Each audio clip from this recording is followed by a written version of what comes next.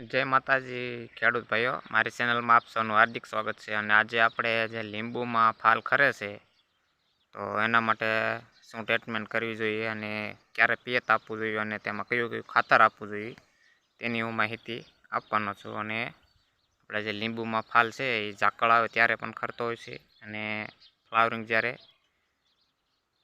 લીંબુમાં વધારે ફૂલ આવે તો પણ ત્યારે ઘણા બધા ફૂલ ખરી જતા હોય છે। તો એના માટે શું શું કાળજી લેવી જોઈએ તો એ આ વિડીયોમાં તમને માહિતી આપીશ।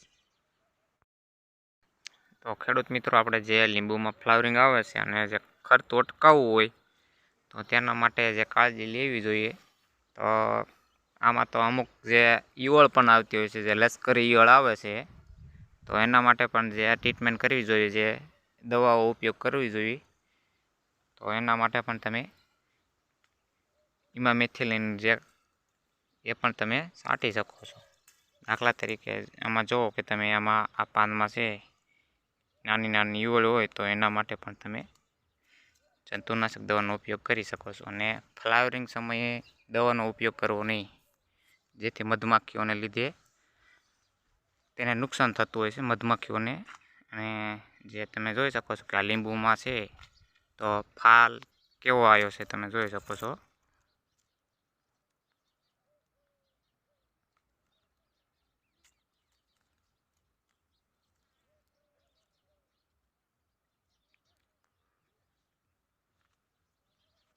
તો ફ્લાવરિંગ પણ સારું આવ્યું છે અને એમાં લીંબુ પણ આવેલા છે, તમે જોઈ શકો છો કે લીંબુ પણ સારું છે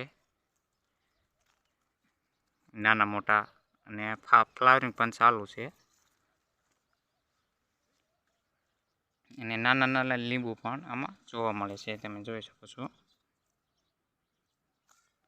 તો આના માટે જે આપણે છે ફેનટેકનો ઉપયોગ પણ કરવાનો છે, ઓર્ગેનિક પ્રોડક્ટ જેમ બને એમ વાપરવી, જેથી મધમાખીઓને પણ નુકસાન ન થાય।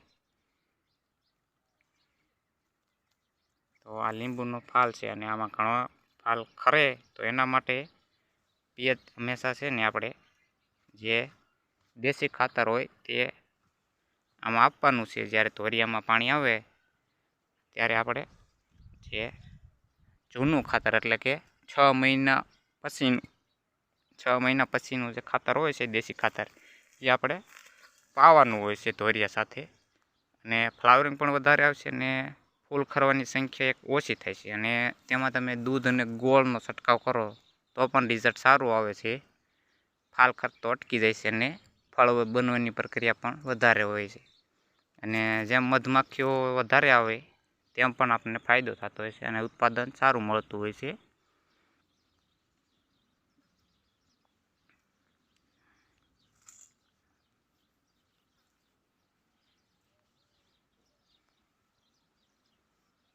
તો આ લીંબુડીમાં છે એ આપણે જે ફ્લાવરિંગ પણ ચાલુ છે, તમે જોઈ શકો છો કે ફૂલડા પણ ચાલુ છે અને લીંબુ પણ મોટા છે અને નાના લીંબુ પણ બનતા જાય છે, તમે જોઈ શકો છો।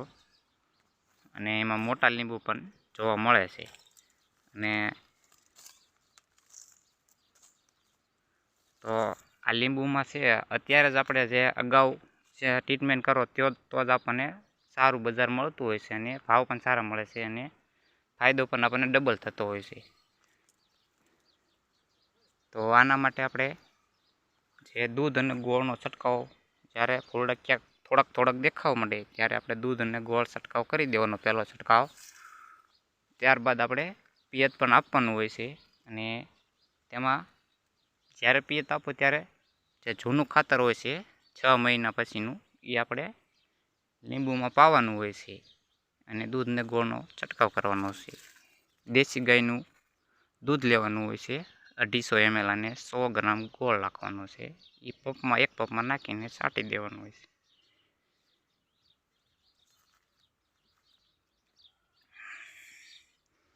તો પણ રિઝલ્ટ સારું મળે।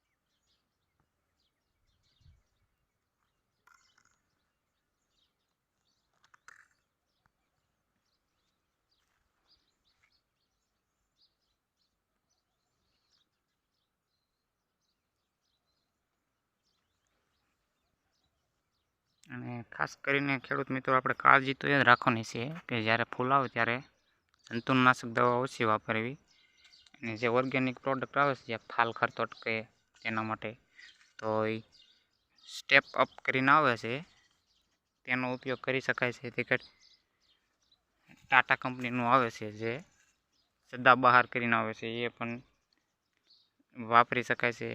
ધાનુકા કંપનીનું આવે છે, ધનજામ ગોલ્ડ કરીને આવે છે, તેનો પણ છંટકાવ કરી શકાય છે. જે ઓર્ગેનિક પ્રોડક્ટ છે તો તે તમે જે ફ્લાવરિંગ સમયે જે ટોનિક કહેવાય છે તેનો ઉપયોગ કરો તો પણ તેનું રિઝલ્ટ સારું મળતું હોય છે, અને ફળનો આકાર પણ સારો જોવા મળે છે, અને ફળ જે મોટું થાય છે, વજનદાર થાય છે, જેથી આપણને ફાયદો મળે છે.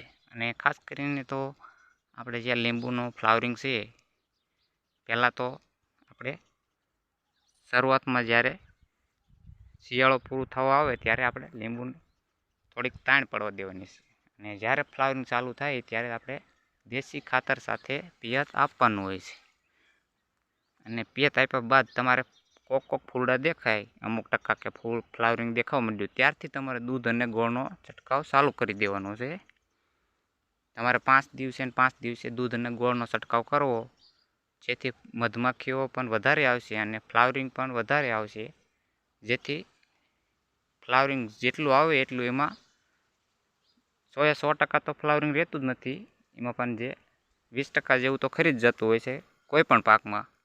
એટલે આપણે જે ઉત્પાદન છે એ દૂધ અને ગોળનો છંટકાવ કરો ને મધમાખી વધારે આવે તો તેનો પણ એક ફાયદો થાય છે, અને તેમાં ઉત્પાદન 60થી 70% જેટલું ઉત્પાદન આપણને મળતું હોય છે, અને બધું ફ્લાવરિંગ ખરી નથી જતું.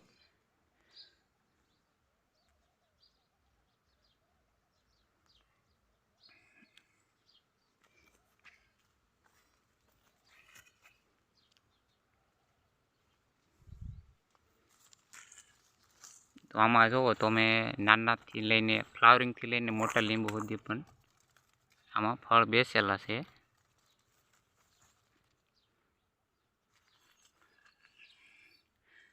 તો લીંબુમાં જે કાળજી રાખવાની છે કે આપણે ફ્લાવરિંગ સમયે અને ફ્લાવરિંગ આવે ત્યારબાદ થોડુંક પિયત ઓછું કરી દેવું, અને જ્યારે નાના લીંબુ હોય, દાખલા તરીકે જે તમને કહું કે જે નાના લીંબુ એટલે કે જે ફૂલ છે એમાંથી જ્યારે ફ્લાવરિંગ ચાલુ થાય કે આવડા લીંબુ થાય નાના ત્યારે એક પિયત પાછું દેશી ખાતર સાથે આપવાનું હોય છે.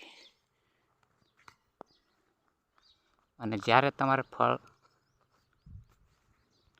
જે હોપારીથી નાનું આવડું થઈને આવડું ફળ થાય નાનું, થોડીક મોટી સાઈઝ, ત્યારે તમે પોટાશ પણ આપી શકો પિયતમાં.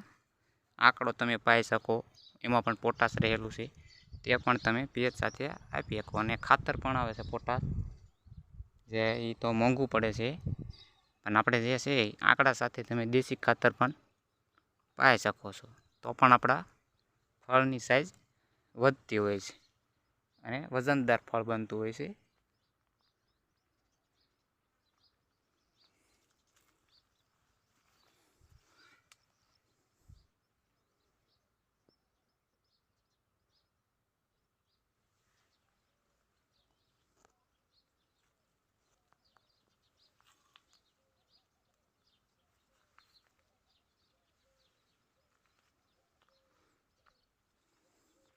તો ખેડૂત મિત્રો, આ હતી એક લીંબુની ખેતી.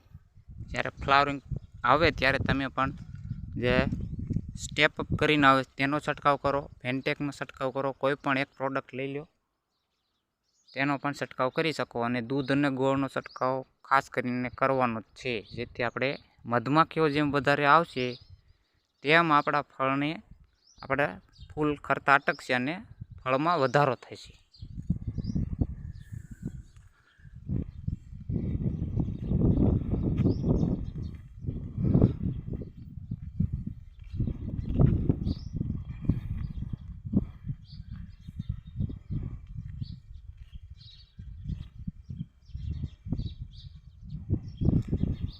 ખેડૂત મિત્રો, આ જે બીજી લીંબુડી છે તેમાં પણ તમે જુઓ, આમાં પણ ફળ બનવાની પ્રક્રિયા ચાલુ થઈ ગઈ છે. તમે જોઈ શકો છો કે આમાં પણ ફળ છે, ફૂલ છે, અહીં જોઈ શકો છો તમે. ફૂલડા પણ જોવા મળે છે અને નાના નાના લીંબુ પણ જોવા મળે છે.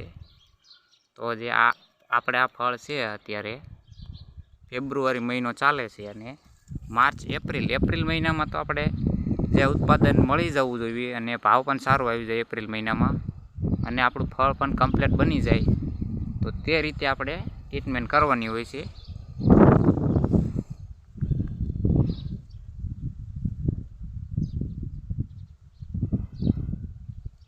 અને આ લીંબોડીમાં જ્યારે અમુક ટેકાઓ પણ મૂકવા પડશે જેથી ભાંગી ન જાય ફળ એટલા હવેથી, અને આપણને ઉત્પાદન અત્યારે જે ઉત્પાદન મળે છે તેમાં જ આપણે ફાયદો થતો હોય છે.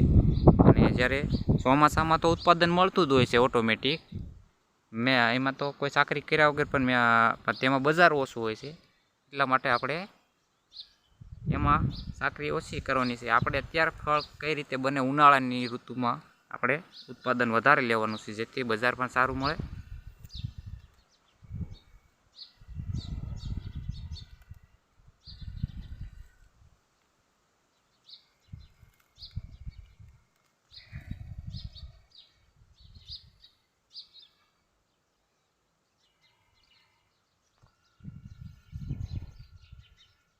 તો ખેડૂત મિત્રો, આપણે જે આ ફેબ્રુઆરી મહિનો તો ઉતરવા આવ્યો છે અને માર્ચ મહિનાથી આપણે જે લીંબુની છે એ માંગમાં વધારો થતો હોય છે અને ભાવ પણ વધતા હોય છે, અને ઉત્પાદન પણ જે સાકરી કરે છે એ લોકોને તો ઉત્પાદન પૂરતું મળે જ છે, અને જે લોકો નવી લીંબુડીનું વાવેતર કર્યું છે તે લોકોને ઓછી માહિતી હોય છે અને અનુભવ પણ ઓછો હોય છે.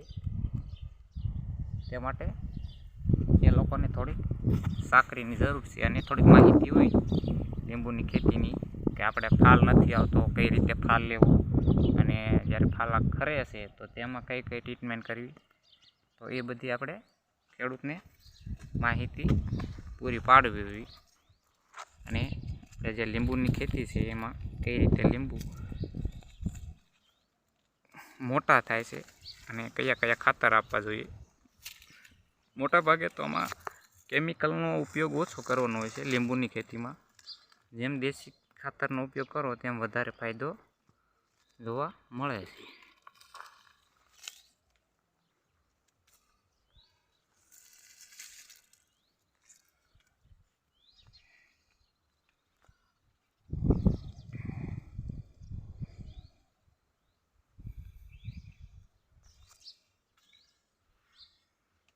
તો ખેડૂત મિત્રો, વિડીયો સારો લાગ્યો હોય તો લાઈક, શેર અને સબસ્ક્રાઈબ કરજો. અને શેર કરજો. અને ફ્લાવરિંગ જો તમારે કરતું હોય તો હંમેશા દૂધ અને ગોળનો છંટકાવ કરજો, તમને રિઝલ્ટ મળશે. એક છંટકાવ કરશો એટલે તમને ખબર પડી જશે કે આપને રિઝલ્ટ મળ્યું છે, તો બીજો છંટકાવ કરવો. અને તેની કોઈ આડઅસર છે નહીં, તે પણ એક ઓર્ગેનિક છે. દેશી ગાયનું દૂધ લેવાનું છે, 250 ગ્રામ દેશી ગાયનું દૂધ અને 100 ગ્રામ દેશી ગોળ એક કપમાં નાખવાનું છે અને છંટકાવ કરવાનો છે ફૂલડા દેખાય ત્યારે, જેથી મધમાખીઓ અઢળક આવશે અને ફૂલો પણ કરતા અટકી જશે, અને તે મધમાખી છે એ ફ્લાવરિંગ કરતું અટકાવે છે. તો વિડીયો સારો લાગ્યો હોય તો ખેડૂત મિત્રો સબસ્ક્રાઈબ કરજો. કાં સુધી આપણે મળશું નેક્સ્ટ વિડીયોમાં. તો જય જવાન, જય કિસાન.